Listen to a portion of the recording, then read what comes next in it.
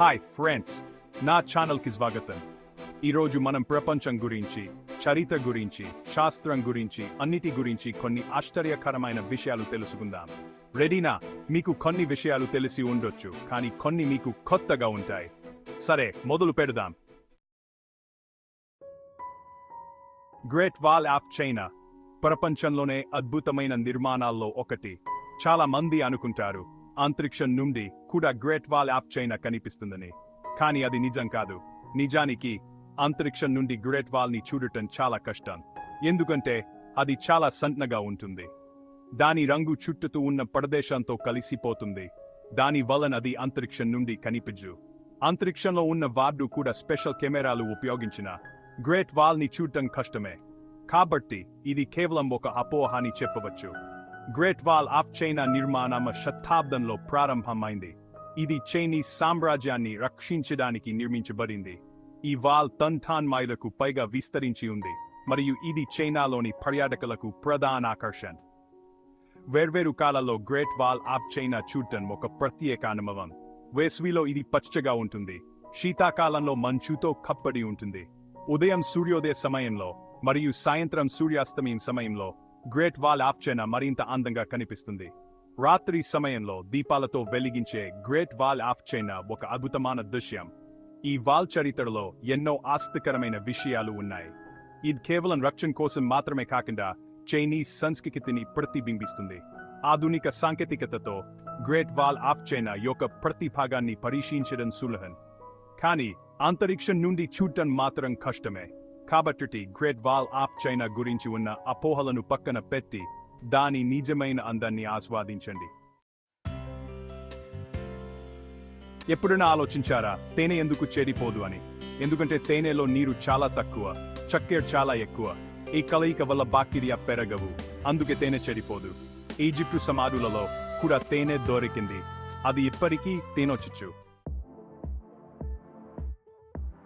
ఇది విచిత్రంగా అనిపించొచ్చు, కానీ అరటి పండ్లు నిజానికి బెర్రీలు. బెర్రీలు అంటే ఒకే పువ్వు నుండి పెరిగేవి, లోపల విత్తనాలు ఉంటాయి. అరటి పండ్లు అలాగే ఉంటాయి, కానీ స్ట్రాబెర్రీలు బెర్రీలు కాదు, అవి చాలా పువ్వుల నుండి పెరుగుతాయి. ఆక్టోపస్లు చాలా వింతైన జీవులు. వారికి 3 హృదయాలు, 9 మెదడులు ఉంటాయి. 2 హృదయాలు మోపల ద్వారా రక్తాన్ని పంపుతాయి, 3వ హృదయం శరీరానికి రక్తాన్ని పంపుతుంది. ఈ ప్రత్యేకమైన శరీర నిర్మాణం వల్ల ఆక్టోపస్లు చాలా తెలివైనవి. వారి చుట్టూ ఉన్న వాతావరణానికి అలవాటు పడగలవు. శుక్రుడు ఒక వింత గ్రహం. ఇది చాలా నెమ్మదిగా తిరుగుతుంది.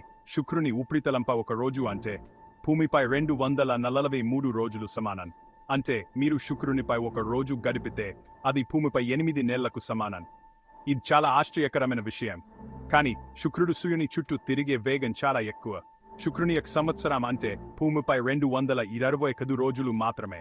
అంటే శుక్రునిపై ఒక సంవత్సరం భూమిపై ఏడాది కంటే తక్కువ. ఇది చాలా విచిత్రంగా ఉంది కదా. శుక్రునిపై ఒక రోజు ఒక సంవత్సరం కంటే పెద్దది. ఇది గ్రహాల గమనంలో ఒక అద్భుతమైన విషయం. శుక్రుని ఈ ప్రత్యేకతలు మన సౌరమండలంలోని ఇతర గ్రహాల కంటే చాలా భిన్నంగా ఉంటాయి.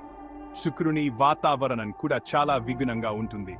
ఇది సల్ఫ్యూరిక్ ఆమ్ల మేడలతో కప్పడి ఉంటుంది, మరియు ఉపరితల ఉష్ణోగ్రతలు భూమిపై ఉన్న వాటి కంటే చాలా ఎక్కువ. శుక్రునిపై అగ్నిపర్వతాలు కూడా చాలా ఎక్కువగా ఉంటాయి. ఇవి శుక్రుని ఉపరితలాన్ని నిరంతరం మార్చుతూ ఉంటాయి. శుక్రుని ఈ ప్రత్యేకతలను అధ్యయనం చేయడానికి శాస్త్రవేత్తలు అనేక అంతరిక్ష మొక్కలను పంపారు.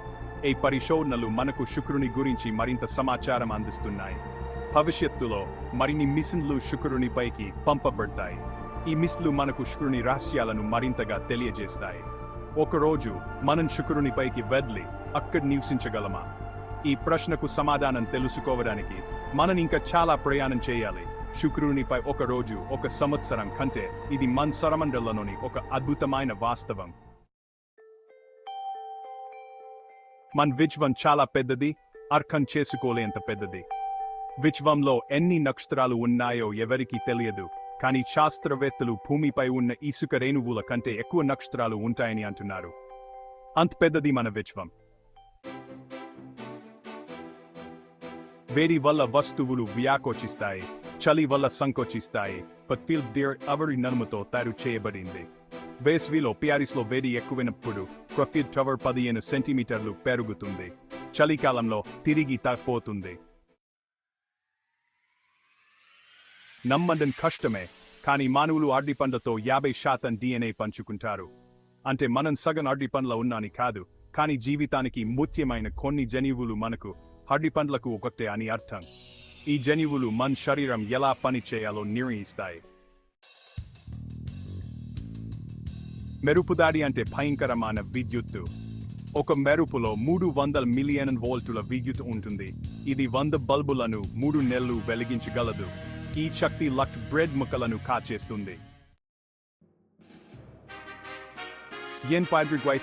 లో జరిగిన ఆంగ్లో జాంజిబార్ యుద్ధం చరిత్రలో అతి చిన్న యుద్ధం. ఈ యుద్ధం కేవలం 38 నిమిషాలు మాత్రమే జరిగింది. బ్రిటిష్ వారు జాంజిబార్ని ఓడించారు. ఈ యుద్ధంలో 500 మందికి పైగా జాంజిబార్ సైనికులు చనిపోయారు లేదా గాయపడ్డారు. కానీ బ్రిటిష్ వైపు ఒక్క సైనికుడు గాయపడ్డారు. ఆంగ్లో జాంజిబార్ యుద్ధం ఆగస్టు 1919 జరిగింది. ఈ యుద్ధం బ్రిటిష్ సామ్రాజ్యానికి మరియు జాంజిబార్ సుల్తానేట్కు మధ్య జరిగింది. జాంజిబార్ సుల్తాన్ ఖాలిద్ బిన్ బర్గాష్ బ్రిటిష్ వారి ఆదేశాలను పాటించకపోవడం వల్ల ఈ యుద్ధం ప్రారంభమైంది. బ్రిటిష్ వారు తమ యుద్ధ నౌకలను జాంజిబార్ తీరానికి పంపారు. సుల్తాన్ ఖాలిద్ తన సైన్యంతో కలిసి రాజభవనంలో తలదాచుకున్నారు. ఉదయం 9 గంటలకు బ్రిటిష్ నౌకలు కాల్పులు ప్రారంభించాయి. జాంజిబార్ సైన్యం బ్రిటిష్ దాడికి ప్రతిఘటించడానికి ప్రయత్నించింది, కానీ వారి ప్రయత్నాలు విఫలమయ్యాయి. బ్రిటిష్ వారి ఆధునిక ఆయుధాలు మరియు వ్యూహాలు జాంజిబార్ సైన్యాన్ని తక్కువ సమయంలోనే ఓడించాయి. 45 నిమిషాల తర్వాత సుల్తాన్ ఖాలిద్ పరాజయం అంగీకరించారు. ఈ యుద్ధం ముగిసిన తర్వాత జాంజిబార్ బ్రిటిష్ వారి ఆధీనంలోకి వచ్చింది. ఈ యుద్ధం చరిత్రలో అతి తక్కువ కాలం జరిగిన యుద్ధంగా నిలిచింది. ఈ యుద్ధం చరిత్రలో ఒక ముఖ్యమైన ఘట్టంగా నిలిచింది. ఇది బ్రిటిష్ సామ్రాజ్య శక్తిని మరియు వ్యూహాత్మక ప్రాధాన్యతను ప్రతిబింబిస్తుంది. జాంజిబార్ ప్రజలు యుద్ధాన్ని మరియు దాని ప్రభావాలను ఇప్పటికీ గుర్తుంచుకుంటారు. ఫ్రెండ్స్, ఇవన్నీ కొన్ని ఆసక్తికరమైన విషయాలు మాత్రమే. ప్రపంచం ఆశ్చర్యాలతో నిండి ఉంది. కాబట్టి మా ఈ వీడియో నచ్చిందని అనుకుంటున్నాను. లైక్ చేయండి, షేర్ చేయండి, సబ్స్క్రైబ్ చేయండి. త్వరలో మళ్ళీ కలుద్దాం.